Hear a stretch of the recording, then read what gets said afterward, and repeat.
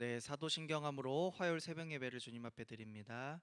전능하사 천지를 만드신 하나님 아버지를 내가 믿사오며 그 외아들 우리 주 예수 그리스도를 믿사오니 이는 성령으로 잉태하사 동정녀 마리아에게 나시고 본디오 빌라도에게 고난을 받으사 십자가에 못 박혀 죽으시고 장사한 지 사흘 만에 죽은 자 가운데서 다시 살아나시며 하늘에 오르사 전능하신 하나님 우편에 앉아 계시다가 저리로서 산자와 죽은 자를 심판하러 오시리라. 성령을 믿사오며 거룩한 공예와 성도가 서로 교통하는 것과 죄를 사하여 주시는 것과 몸이 다시 사는 것과 영원히 사는 것을 믿사옵나이다. 아멘. 자, 함께 찬송가 436장 나 이제 주님의 새 생명 얻은 몸 함께 찬양하겠습니다.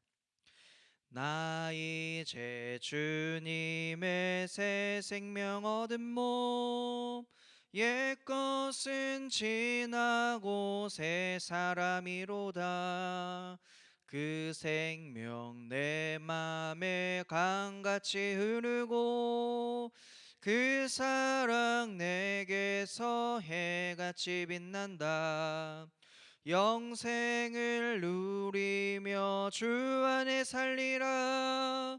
오늘도 내일도 주 함께 살리라. 주 안에 감추인 새 생명 얻으니 이전에 좋던 것 이제는 값없다. 하늘의 은혜와 평화를 맛보니 찬송과 기도로 주 함께 살리라. 영생을 누리며 주 안에 살리라. 오늘도 내일도 주 함께 살리라. 산천도 초목도 새 것이 되었고 죄인도 원수도 친구로 변한다. 새 생명 얻은 자 영생을 누리니 주님을 모신 맘 새 하늘 이루다. 영생을 누리며 주 안에 살리라. 오늘도 내일도 주 함께 살리라. 주 따라가는 길 험하고 멀어도 찬송을 부르며 뒤따라가리라. 나 주를 모시고 영원히 살리라. 날마다 섬기며 주 함께 살리라. 영생을 누리며 주 안에 살리라. 오늘도 내일도 주 함께 살리라. 아멘. 오늘 하나님께서 우리에게 주시는 말씀은 요한복음 2장의 말씀입니다. 요한복음 2장의 말씀 가운데 1절부터 12절까지의 말씀을 우리 함께 읽도록 하겠습니다. 사흘째 되던 날 갈릴리 가나에 혼례가 있어 예수의 어머니도 거기 계시고 예수와 그 제자들도 혼례의 청함을 받았더니 포도주가 떨어진지라. 예수의 어머니가 예수에게 이르되 저들에게 포도주가 없다 하니 예수께서 이르시되 여자여 나와 무슨 상관이 있나이까 내 때가 아직 이르지 아니하였나이다. 그의 어머니가 하인들에게 이르되 너희에게 무슨 말씀을 하시든지 그대로 하라 하니라. 거기에 유대인의 정결 예식을 따라 두세 통 드는 돌 항아리 6이 놓였는지라. 예수께서 그들에게 이르시되 항아리에 물을 채우라 하신즉 아귀까지 채우니 이제는 떠서 연회장에게 갖다 주라 하심에 갖다 주었더니 연회장은 물로 된 포도주를 맛보고도 어디서 났는지 알지 못하되 물 떠온 하인들은 알더라. 연회장이 신랑을 불러 말하되 사람마다 먼저 좋은 포도주를 내고 취한 후에 낮은 것을 내거늘 그대는 지금까지 좋은 포도주를 두었도다 하니라. 예수께서 이 첫 표적을 갈릴리 가나에서 행하여 그의 영광을 나타내심에 제자들이 그를 믿으니라. 그 후에 예수께서 그 어머니와 형제들과 제자들과 함께 가버나움으로 내려가셨으나 거기에 여러 날 계시지는 아니하시니라. 아멘. 나다나엘이 예수님을 만났던 그 내용이 1장 마지막 부분에 있었죠. 우리가 어제 함께 살펴본 그 말씀이었습니다. 그 일이 있은 후 사흘이 지났을 때에 가나에 갈릴리 가나에 혼인 잔치가 있었는데요. 예수님도 그곳에 계셨고 예수님의 어머니도 계셨을 뿐만 아니라 제자들도 그 혼인 잔치에 초대를 받았습니다. 그런데 혼인 잔치가 진행되던 중에 포도주가 떨어지게 된 것이죠. 일반적으로 신랑의 이 친구들이 이 신부를 이 신랑의 집으로 데려다가 만찬을 즐기던 이 혼인 잔치는 보통 한 7일 정도 진행이 됐다고 합니다. 이 신랑은 손님들에게 음식도 내놓고 또 포도주도 내놓고 이 넉넉히 베푸는 그러한 관습이 있었는데, 그러나 오늘 이 포도주가 떨어지는 일이 생겨버린 것이죠. 당시 이 사회에서 이 혼인잔치 가운데 포도주가 떨어졌다라고 하는 것은요, 신랑의 이 체면을 조금 손상시키는 어떠한 사고였다라고 볼 수가 있어요. 예수님의 어머니는 이 손님들이 깨닫기 전에 포도주가 떨어졌다는 것을 먼저 깨닫고 예수님께 달려가서 그 사실을 알리는 장면이 오늘 전반부에 등장을 하게 되는 것이에요. 그런데 예수님은 놀랍게도 어머니를 향해 이렇게 얘기하는 거 아니겠습니까? 여자여, 나와 무슨 상관이 있습니까? 내 때가 아직 이르지 않았습니다 라고 이렇게 말씀하는 거 아니겠습니까? 하나님의 아들이시고 또 메시아이신 예수님께서 하나님의 뜻을 이루기 위하여 이 땅에 오셨고, 어떤 사람의 요구나 또는 명령이나 이런 것을 행할 의무가 없으셨던 것이죠. 그런데 혼인잔치에 이 포도주가 떨어진 일에 대한 이 어머니의 관심, 그것은 예수님과 관계없는 일이었어요. 사실 예수님이 그렇게 도와주지 않으셔도 될 일이었습니다.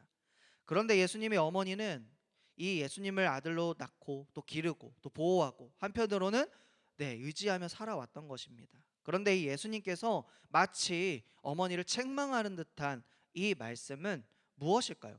육신적인 가족으로서의 관계, 그리고 또는 필요보다는 하나님의 아들로서 내가 어떠한 사명을 이루어야 할 것인가, 그것을 우선하여 예수님께서 행하셔야 하는 그러한 일들을 나타낸 것이죠.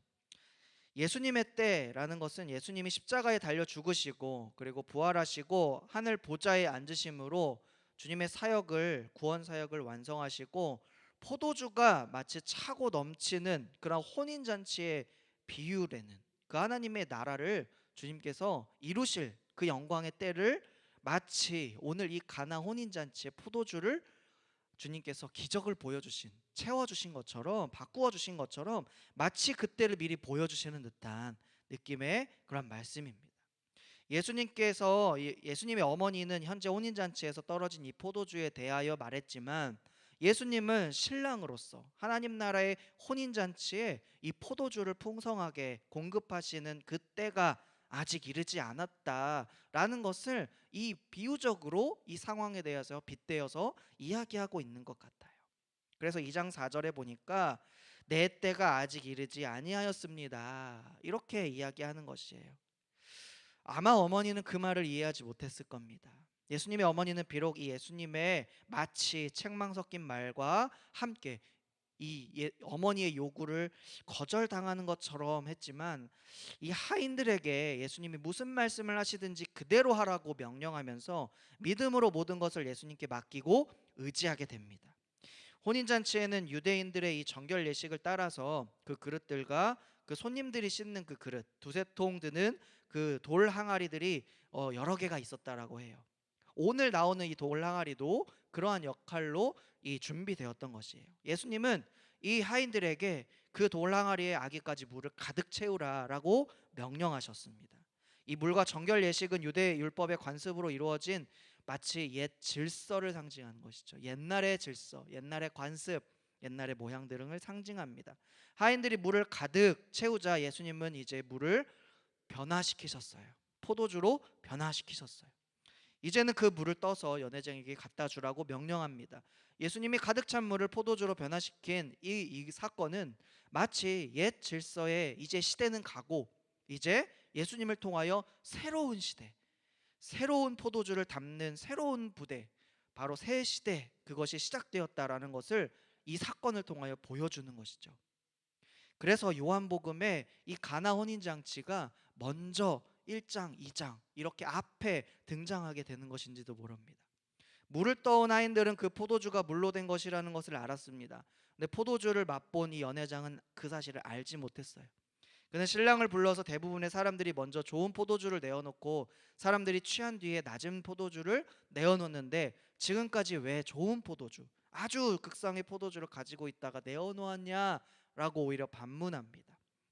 이렇듯 예수님이 준비해 주신 포도주, 예수님이 변화시키신 포도주, 예수님께서 채워주신 이 포도주는 이전의 어떤 낡은 것보다도 훨씬 위대하고 훌륭하다라는 사실을 우리가 기억합니다. 예수님이 갈릴리 가나에서 행하신 이 처음 표적, 이것은 예수님이 하나님의 아들이실 뿐만 아니라 새 시대를 열어갈 이 메시아의 영광을 나타내신 크신 사건이었고, 제자들은 이 표적을 보고 예수님을 믿었다라고 나타내고 있습니다. 옛날에 이 옛 언약 아래 있는 이 유대교의 성전 제사와 또한 율법을 준수하는 것들, 또한 정결 규례들을 포함한 모든 이 장로들의 이 전통 같은 것들은 이미 형식화되었다라고 하는 것이에요.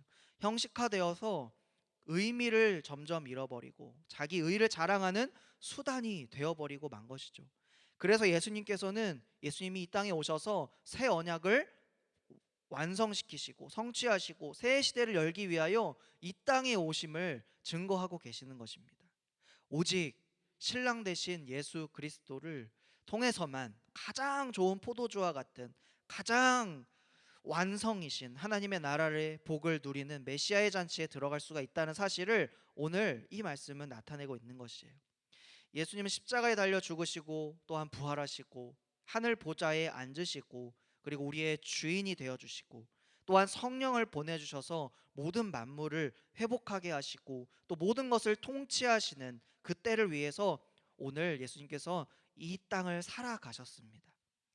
우리의 신랑 되신 예수님을 오직 우리의 유일한 구원자이시고 또 주로 고백을 하고 또 무엇보다 마리아가 예수님을 의지했던 것처럼 모든 사람이 주님의 기적을 보고 의지하고 믿었던 것처럼 주님을 의지하는 마음이 우리에게 있기를 소망합니다.